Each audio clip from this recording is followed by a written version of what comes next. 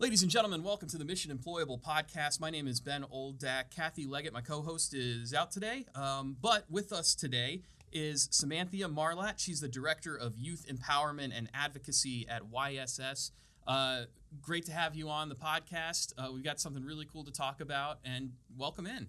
Thank you. It's so awesome to be here. Yeah? Yeah, I wouldn't have my job currently without this podcast, actually. Yeah. So I was listening to this podcast when I worked at IowaWORKS under Wagner Peisler Title III, and that's when I realized that YSS didn't have a partnership yet established with IowaWORKS, and so we created one, and through my work there is when I got connected to my current role at YSS. That's awesome. That's really cool to hear. You do these podcasts, you put them out there in the world, and you hope that it makes some sort of difference. And to have somebody come in and actually be able to say, yes, this podcast has made a difference in my life and the lives of other people is such a cool thing for us to hear. So thanks for telling us that. Of course. We brought you in to talk about something that you're really involved in, and it's super, super interesting and cool. It's the rooftop urban garden here, just outside the studio. Not just outside the studio, but a little bit up the street towards Ankeny from Des Moines. It's such a cool program. Just let's get into the nuts and bolts of it and kind of just give us a rundown of what you guys do there. Absolutely. So our program launched in July, and we are up on East Euclid. On site at Rooftop Gardens, we have 6 hydroponic freight farms. So they are what is called controlled environment agriculture. So we're able to grow things hydroponically. We don't rely on soil, but we rely on water and nutrients. And then because we're able to control the environment indoors and use technology, we're able to grow fresh produce year-round. So we employ, this cohort, we have 17 individuals between the ages of 18 and 25, and when they earn $15 an hour for up to 16 to 20 hours of work each week. And what we're doing is a kind of a combination of classroom time where they're strengthening their employability skills, and then they're getting real work experience within the freight farms. Yeah, so we're going to dive into all of that, but I guess let's first kind of talk about the work that they're doing in the freight farms and the actual mechanics of them growing this stuff. What are they doing? So they are responsible for the seeding, transplanting, harvesting, and packaging of our produce, and then we're selling it in partnership with Hy-Vee. But what that looks like is the real nuts and bolts of just managing the plants. The farms themselves run on an app called Farmhand, so it's really nice that we're able to control that. And staff from YSS have access to that, but the youth get to learn about the science behind the freight farms and how it is working, even though there's no sun involved, what all the mechanics are to make sure that everything is running smoothly in order to get the great produce that we get at the end of each week. That's so cool. And they've got assistants, right? They've got people that kind of know the ins and outs of the growing process to kind of aid them along. Yes, yep. So Annie is our farms coordinator, and she has more than 4 years of previous experience working in hydroponics, and so she works with them one-on-one, and so do our staff that also work in our Title I program called PrEP.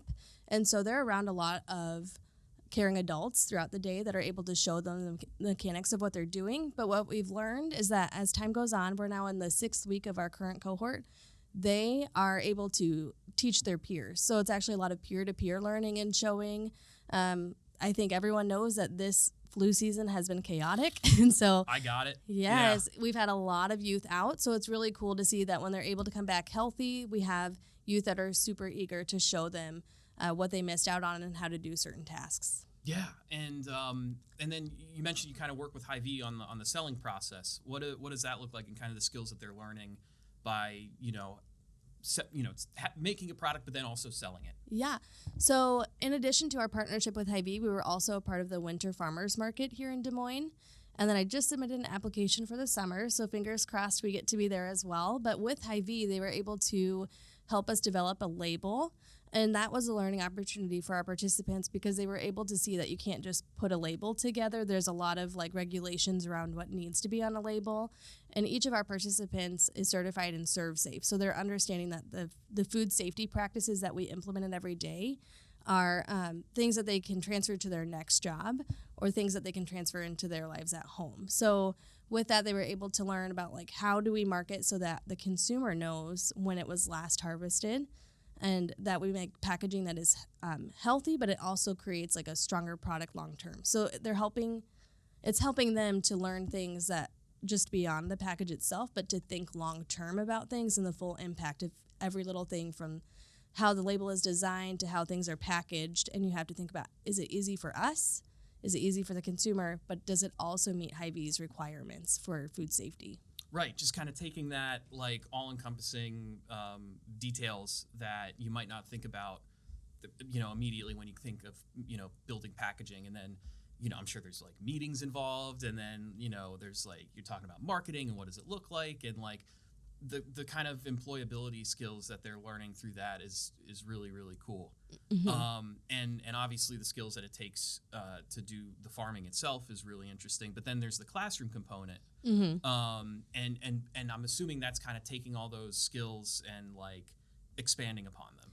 Yes. So in the classroom, we're not only building or strengthening our employability skills, but we're also doing a lot of kind of introspection around what they're interested in career-wise, and we're also supporting them in getting what they need to move forward with their career. So for a lot of them, that is getting their HiSET, or that's the high school diploma equivalent here in the state of Iowa. Mm-hmm. And so what's really cool is the Rooftop Gardens program really syncs together really well with our Title I Youth and Young Adult program. So they're able to get that one-on-one individualized career supports, and they have the accountability and the goal setting around making sure they get their HiSET.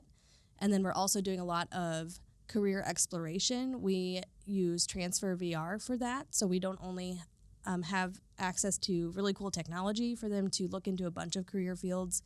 And most of them, if not all, are top career needs in Iowa. So it works really well to not only have them explore, but also have them be contributing back to Iowa's economy in the future. And so we're looking at that technology, and we've noticed that it's more important for them to explore a lot of different avenues and maybe ones that they aren't interested in, because I think it goes a lot further when they do one and they're like, actually, I really don't like working with blood, or I don't like people being in my face. Well, maybe working in the healthcare field isn't for you if you don't like blood. Probably. And then customer service, you're probably going to interact with an angry customer every now and again. So the Transfer VR headsets has really developed beyond just cool modules, and there's actually a curriculum now with that to help them strengthen those skills. That's so cool.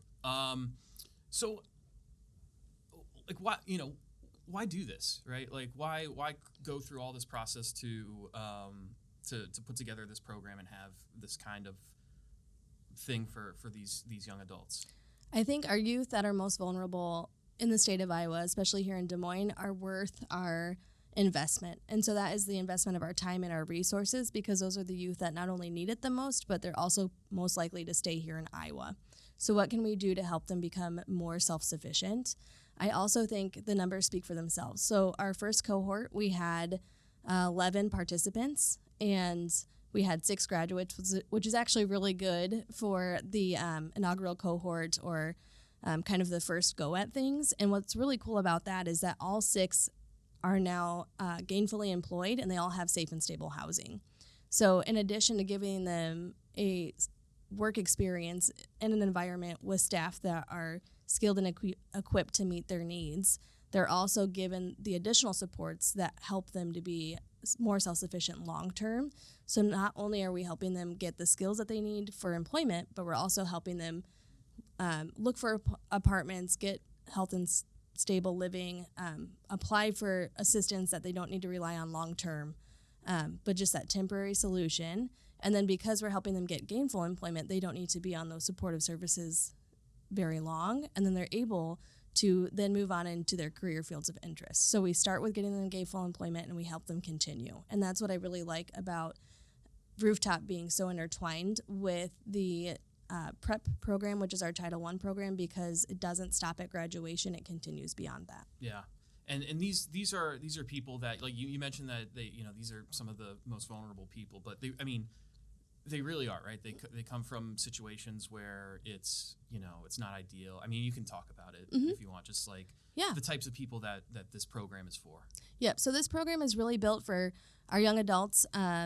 in Des Moines who have experienced foster care or the juvenile justice system or are currently at risk for homelessness. Yeah. So we actually have a lot of different programs in the metro that are referring, and it's great because it's not great for them, but it's great because we have these resources available, right, especially through Title I, and those requirements are in alignment with what they need to receive services from Title I.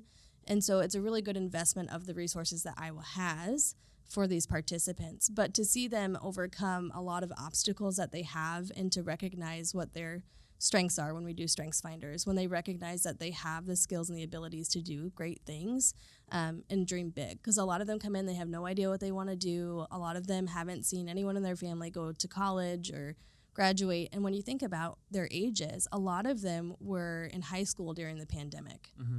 And so when you're at a very crucial time in your brain development of watching everyone around you go to school, figure out careers, graduate high school, and that wasn't available to you, there's a huge gap in the achievements that you can see or things that you can dream about. And so self-esteem. Yeah, self-esteem was huge, like kind of adjusting to a post-COVID world when everybody expects you to be super ready to go. You can't be. And so what we do is we meet them where they're at, but we don't leave them where they're at. We help them get to where they want to go. Yeah. What has been like some of the changes that you've seen in some of these people, like before they got into this program, and then like, you know, as they get ready to graduate or as they're kind of nearing completion? How do you see them change from beginning to end? So it's really unique with each individual because you build those individualized relationships. But one person that I'm thinking of, he came in and he really didn't want to be there and he didn't want to talk to anybody. And by the end, you could just see like the joy come across his face. He graduated with 3 job offers. Wow. And at Thanksgiving, we went out for a meal together because a lot of them didn't have plans for Thanksgiving. And they all went around and said something that they were thankful for. And he said that he was thankful that he learned how to handle people better. And so I think that is a true testament to him. And what I love about that is each story is different for each individual. And that was something that my staff and I had to really step back and focus on. For some of our participants, it was a bigger deal that they showed up after a few days of being gone than it was that their attitude was top-notch the whole day. So that really speaks to like meeting them where they're at. I think some other cool things is we had one participant who is on a journey of sobriety. So helping them be there and just their response to being a part of Rooftop and saying that they really felt welcomed for the first time in their life and having peers that are going towards the same goal and they can hold each other accountable. Because sometimes what the staff want to say around "you're not in uniform today" is a little bit louder when it comes from your peer. And so it's really cool to see them have peer-to-peer relationships that are helping them move towards their goals, but also see them grow over the 6 months that they're in our program. Yeah, that's remarkable. And like you mentioned, like having a common goal, having something to work for, to give yourself a sense of community when you're at this kind of vulnerable point in your life can really help push you over that hump and you know, develop you into somebody that you weren't 6 months ago. Mm-hmm. So what's the future like for this program? Tell me a little bit about what you're working towards over the next several months. Very cool. So we are super excited. We are in our second cohort. They will graduate on June 20th, and then the next cohort will start in July after July 4th, whatever weekend that is, just to give us a couple breaks to reset there. But we are currently in conversations with Fairway. And we're also exploring growing different things beyond romaine lettuce. So we are in the middle of a pilot with Hy-Vee. We currently have our romaine lettuce being sold at the East Euclid location and the Mill Civic location. And all of the money from those sales comes back to our programming. And so what's really cool about that is we hope to be self-sustainable in the future and less reliant on grant funding or donations and things like that. So we hope to grow and expand and continue that partnership. And the first cohort had about 10. This cohort, there was such a need and so many applicants that we did what we could to adjust time frames and things like that to welcome all 18 individuals that had applied. And so we continue to just grow. And as far as the future with pilot programs, we kind of take it one cohort at a time so we can adjust to what's needed and meet needs. And so right now we're looking to the summer, hoping to be at the farmers market every other weekend. If that doesn't work out, we're looking into other opportunities like CSA. involvement and things like that. But last cohort, the first cohort, grew 432 pounds of romaine lettuce. It's a lot. And even if we weren't able to sell it through the winter farmers market, we've been able to donate all of that. So we donate what we can to Fresh Start, and then which is a program for women transitioning from prison. And then we also donate like the clippings to the turtle sanctuary in Ames. I didn't know there was a turtle sanctuary in Ames. I didn't either. It was Annie's Connection, and it's super fun. And then we also make sure that everything else is composted. So there's really no waste from this program. Yeah. We're always donating what we can. We're always using what we can. And recently, YSS had a recognition luncheon where Director Townsend actually received an award, so that was really cool.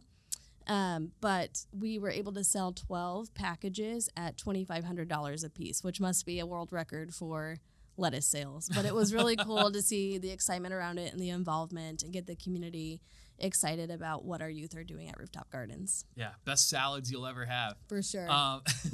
That's so neat. I can't wait to see how this program develops in the future and expands. And and that's the cool thing is that like these, if you're listening and if you get a chance to drive by the site on Euclid, it's really cool because these hydroponic farms are built out of shipping containers, and so it's like modular, and you can add to it, and you can move things around, and like being able to kind of grow with the program is such a cool opportunity for you guys. Yeah, each farm actually, we harvest about 1,000 heads of lettuce each week. And so we are getting ready to ramp up our second farm. So that's just with one wall out of the freight farms. Yeah. And so it's really cool because they're able to learn a lot about different science things. And for me, that was important because I also grew up in foster care here in the state of Iowa. So when your school life is disrupted, like it is for many of our participants, most of the time not at any fault of their own, they don't get to do the cool things like science experiments or finish out a science course with the same school. So to come in every day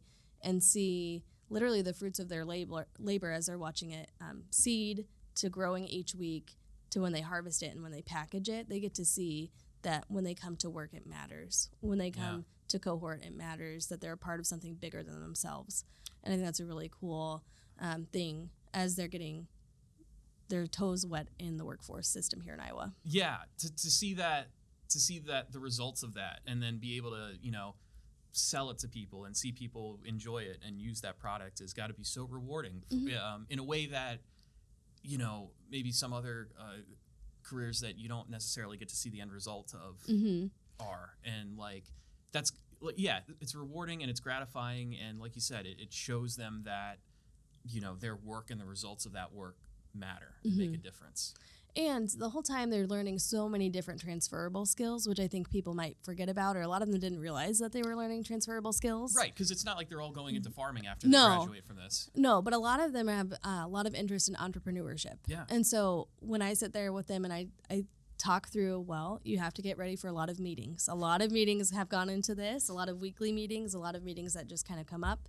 You have to be adaptable to things that need to be changed immediately. Like we had an issue with our sticker labels, we had an issue with our packaging, and how do you work through that and respond with solutions? And then you also really have to know a lot about business that you might not have realized, and how can we help them grow in that if that's something that they want to move forward with. But I didn't know that with barcodes and SKUs, you had to buy that for each product. I've learned so much about barcodes that I never thought I would need to learn. So just being able to pass that on and show that there's a lot even within the facility that they're learning that they didn't know. Yeah. So at Rooftop, we also have them do weekly chores. One, they're contributing, but two, they're learning those transferable skills so they can take back even to their apartments. Yeah. And so it's just really cool to see that buy-in for the building, buy-in for themselves, buy-in for their futures. Yeah, that's awesome. Before we get going, if anybody wants to either get involved with the program, or maybe they have an idea or a donation or something like that, where can they get in touch with you? Yeah, so they can get in touch with YSS Rooftop Gardens by visiting our website at yss.org/rooftop, or they can email me at smarlatt, MARLATT, @yss.org. And I'd love to connect anybody. It's also a really great volunteer opportunity for anybody, for whole families. We've had church groups out there. We've had team groups out there from Wellmark Blue Cross Blue Shield. So it's a really great way if you're trying to get involved and kind of get into science a little bit, and it's really great for young learners as well. Yeah, that's awesome. Well, Samantha, thank you so much for stopping by the podcast.